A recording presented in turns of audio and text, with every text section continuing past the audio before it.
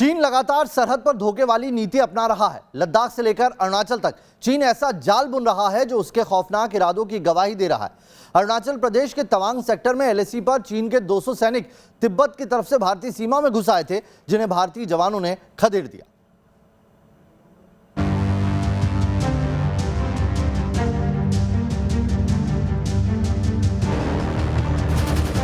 सरहद पर बारूदी जखीरा जमा कर रहा है चीन। एलएसी पर आर्मी की तैनाती बढ़ा रहा है ड्रैगन। सरहद पर फाइटर जेट उड़ाकर धौंस दिखा रहा है चीन। हिंदुस्तान से लगती सीमा पर टेंशन को हवा दे रही है चीनी फौज। लद्दाख और अरुणाचल के मोर्चे पर चीन अपनी साजिशों का जाल बुन रहा है। पहले डोकलाम और फिर पूर्वी लद्दाख में हिंदुस्तान के शूरवीरों ने जिस तरह से चीनी फौज को उल्टे पैर भागने पर मजबूर कर दिया, भारत के बाहुबलियों ने ड्रैगन के हर कदम को जिस तरीके से रोक दिया, उससे चीन बौखलाया हुआ है। हिंदुस्तान के हाथों हर मोर्चे पर शिकस्त खा चुका ड्रैगन दगाबाजी से बाज नहीं आ रहा। लद्दाख में ही नहीं बल्कि अरुणाचल प्रदेश में भी चालें चल रहा है। मीडिया रिपोर्ट्स के मुताबिक अरुणाचल प्रदेश में घुसपैठ कर रहे चीनी सैनिकों की भारतीय जवानों से झड़प हुई है। अरुणाचल प्रदेश में एलएसी पर चीन के 200 सैनिक तिब्बत की तरफ से भारतीय सीमा में घुस आए। दावा किया जा रहा है कि पेट्रोलिंग के दौरान सीमा विवाद को लेकर दोनों देशों के सैनिक आमने सामने थे। कुछ घंटों तक ये सिलसिला चलता रहा। तवांग इलाके में घुसपैठ करने वाले चीनी सैनिकों को भारतीय जवानों ने वहीं रोका।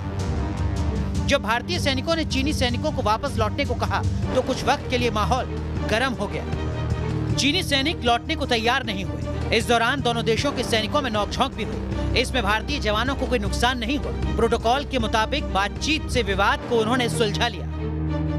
भारत और चीन की सेना आपस में एक मिरर डिप्लॉयमेंट के तरीके से एक दूसरे के सामने बैठी हुई है। पिछले हफ्ते अरुणाचल के अंदर जिस प्रकार से चीन के सैनिकों ने लाइन ऑफ एक्चुअल कंट्रोल को क्रॉस किया और भारतीय सैनिकों ने उनके कुछ सैनिक अरुणाचल में तवांग के अंदर पकड़े, ये दर्शाता है कि ये कोई लैंड ग्रैब का कोई एक मुद्दा नहीं था।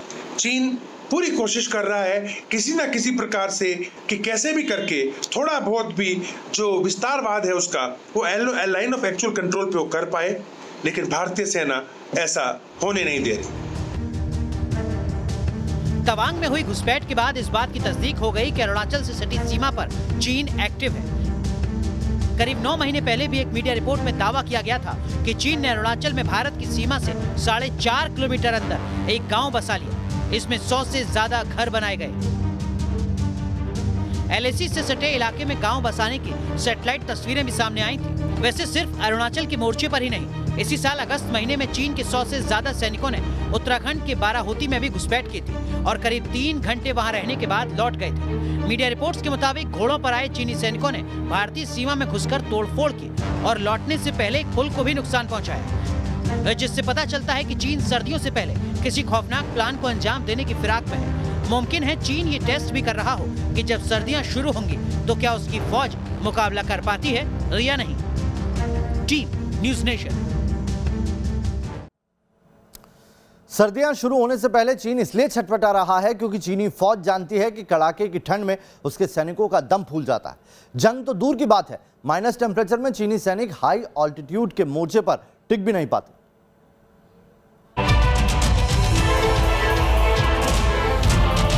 सर्दियां शुरू होने से पहले ही चीनी सैनिकों का दम फूल रहा है। बर्फबारी से पहले ही लाल फौज के खेमे में खलबली मची है।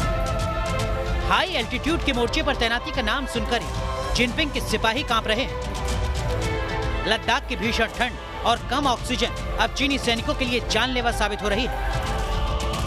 मीडिया रिपोर्ट्स के मुताबिक अग्रिम मोर्चे पर तैनात चीनी सैनिक और अफसर बड़ी तादाद में पेट से जुड़ी बीमारियों से जूझ रहे हैं। इस बीमारी की चपेट में आने से चीनी सेना के सबसे बड़े पश्चिमी थिएटर कमांड के कमांडर की मौत हो चुकी है। वो महज 6 महीने ही लद्दाख की चुनौतीपूर्ण परिस्थितियों को झेल सका था। सर्द मौसम के आगे चीनी फौज कितनी बेबस है, ये इस बात से भी जाहिर होता है कि बीते 9 महीने में 3 बार चीन को अपने वेस्टर्न थिएटर कमांड के कमांडर को बदलना पड़ा। सिंजियांग से लेकर तिब्बत तक के एरिया में काफी एक्सरसाइज की और काफी कोशिश की भारत को एक तरीके से साइकोलॉजिकल प्रेशर में लाने की। चीन ने अपने कई टॉप लीडर्स को भी western theatre command, central theatre command के अंदर बदला, लेकिन उनमें से 2 खुद, एक तो शायद कैंसर के कारण और दूसरा हाई एल्टीट्यूड की सिकनेस के कारण मर गए। लिहाजा चीन अच्छी तरह से समझ चुका है कि भारत के साथ जो भी अगर वो किसी भी तरह की हिमायत करेगा तो उसे वो भारी जरूर पड़ेगी। 5 साल पहले ही चीनी सेना में बड़े बदलाव के तहत पश्चिमी थिएटर कमांड का गठन किया गया था। ये कमांड चीनी सेना में सबसे बड़ी है। बीते साल गलवान घाटी में भारतीय जवानों पर खूनी हमला करने वाले चीनी जवान भी इसी कमांड के तहत आते हैं। चीनी सेना की ये कमांड लद्दाख से लेकर अरुणाचल प्रदेश तक फैले लाइन ऑफ कंट्रोल पर तैनात है। लेकिन सर्द आबोहवा में तैनाती के नाम से ही चीनी सेना में खलबली मच जाती है। इसीलिए चीन तिब्बत के स्थानीय युवाओं को भर्ती कर तैयार करने के मिशन में जुटा है, ताकि ठंड के वक्त वो इन मोहरों के जरिए अपनी साजिश को मुकम्मल कर सके। चीन तिब्बत के युवाओं को जबरन फौज में भर्ती कर रहा है। इसके लिए चीन ने कानून बना दिया है, जिसके तहत तिब्बत के 18 से 40 साल के शख्स को चीनी मिलिशिया में शामिल होना जरूरी है। इतना ही नहीं, चीन ऐसे हाई एल्टीट्यूड वाले इलाकों में युद्धाभ्यास कर अपनी ताकत परखने में लगा है। पिछले महीने चीन ने शिनजियांग जिले के ऊंचाई वाले इलाके में युद्धाभ्यास किया था। सबसे चौंकाने वाली बात यह कि ये वॉर एक्सरसाइज रात के वक्त की गई, ताकि चीन हाई एल्टीट्यूड के मोर्चे पर अपनी साजिशों का अमली जामा बुन सके। इतना ही नहीं, चीनी राष्ट्रपति शी जिनपिंग इसी साल जुलाई महीने में तिब्बत के दौरे पर गए थे।